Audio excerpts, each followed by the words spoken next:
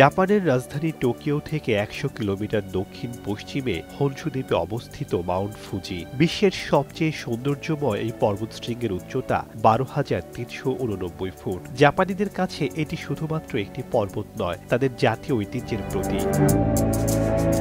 ২০১২ সালে মাউন্ট ফুজিকে জাপানের ১১তম বিশ্ব হেরিটেজ সাইট হিসেবে ঘোষণা করে ইউনেস্কো। পর্যটক ও পর্বতারোহীদের কাছে মাউন্ট ফুজি একটি জনপ্রিয় স্থান। ইতিহাস থেকে জানা যায় ৬৬৩ সালে এক ভিক্ষু প্রথমবার এই পর্বত জয় করেন। বছরে প্রায় ৩ লাখ পর্বতারোহী মাউন্ট ফুজির আকর্ষণে জাপানে ছুটে আসেন। প্রতি বছর জুলাই আগস্ট মাসে পর্বতারোহীদের জন্য এটি উন্মুক্ত করা হয়। পর্বতটি একটি লাভা গঠিত সক্রিয় আগ্নেয়গিরি। ১৭০৭ ও ৮ সালে এখানে সর্বশেষ অগ্ন্যুৎপাতের ঘটনা ঘটে। মাউন্ট ফুজির জ্বালামুখটি আশ্চর্যজনকভাবে প্রতিসম, যা বছরের বেশ কয়েক মাস বরফে ঢাকা থাকে।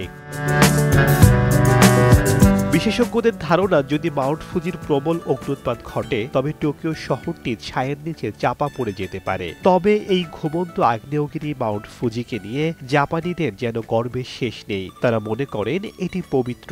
বহু শতাব্দী ধরে তীর্থযাত্রার স্থান হিসেবে বিবেচিত হয়ে আসছে এই মাউন্ট ফুজি। অনেকে বিশ্বাস করেন এই পর্বতে আরোহণ করলে আত্মা পরিশুদ্ধ হয়। জাপানি কিংবদন্তি অনুসারে ফুজি অর্থ হচ্ছে অদ্বিতীয়, অতুলনীয় ও অক্ষয়।